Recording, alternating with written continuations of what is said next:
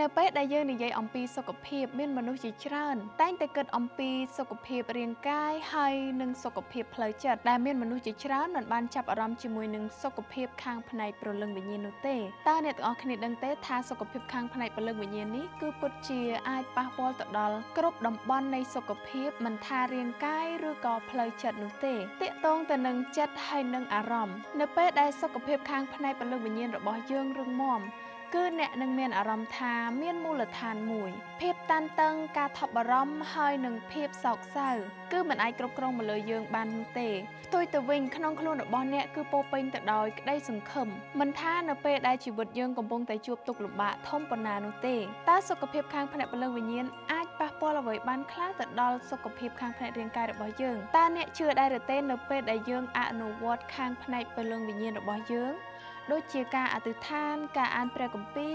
និងការចំណាយពេលស្ងប់ស្ងាត់ផ្ទាល់ខ្លួនជាមួយនឹងព្រះគឺអាចជួយបន្ថយសម្ពាធឈាមរបស់យើងបើសិនជាយើងមានសម្ពាធឈាមខ្ពស់និងធ្វើឲ្យយើងមានការគេងលក់ស្រួលដោយមិនមានការខ្វល់ខ្វាយអ្វីទាំងអស់និងថែមទាំងជួយពង្រឹងប្រព័ន្ធភាពស៊ាំរបស់អ្នកឲ្យបានកាន់តែល្អថែមទៀតខាងផ្នែកវិញ្ញាណពិតជាសំខាន់មែនទែនគឺដែលយើងមិនអាចបំភ្លេចបាននោះទេពីព្រោះថាខាងផ្នែកព្រលឹងវិញ្ញាណអាចជួយធ្វើឲ្យយើងជាសះស្បើយទាំងខាងក្នុងហើយនិងខាងក្រៅផងដែរខាងផ្នែកព្រលឹងវិញ្ញាណគឺបានបង្រៀនអំពីសេចក្តីសប្បុរសការអត់ទោសនិងក្តីមេត្តាដែលទាំងនេះហើយដែលអាចធ្វើឲ្យទំនាក់ទំនងរបស់អ្នកកាន់តែរឹងមាំមិនថាទំនាក់ទំនងរបស់អ្នកជាមួយនឹងអ្នកដទៃឬក៏ជាមួយនឹងព្រះ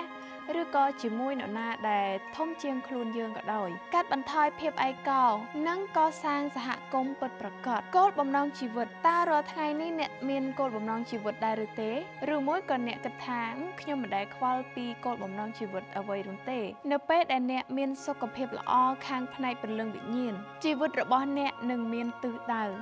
មិនតែតោមិនឯកោហើយម្យ៉ាងទៀតអ្នកនឹងរស់នៅជាមួយនឹងជីវិតដែលមានតម្លៃហើយនឹងភាពស្មោះត្រង់នៅពេលដែលអ្នកភ្ញាក់ពីគេងជារៀងរាល់ថ្ងៃអ្នកនឹងដឹងថាជីវិតរបស់អ្នកគឺពិតជាមានន័យដូច្នេះតើសុខភាពខាងផ្នែកព្រលឹងវិញ្ញាណដែលយើងមិនអាចមើលឃើញនោះ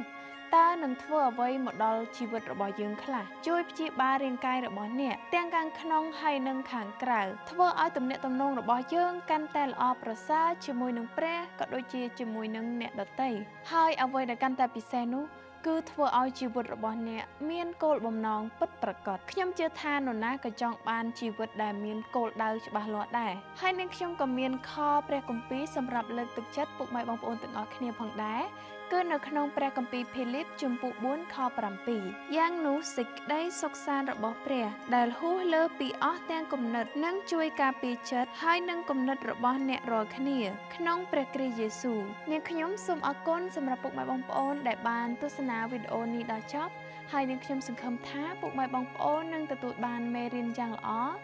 ហើយនាងខ្ញុំសូមជូនពរឲ្យពុកម៉ែបងប្អូនបានចំណាយពេលជាមួយព្រះក៏ដូចជាធ្វើឲ្យសុខភាពខាងផ្នែកព្រលឹងវិញ្ញាណរបស់ពុកម៉ែបងប្អូនកាន់តែរីកចម្រើនតទៅមុខ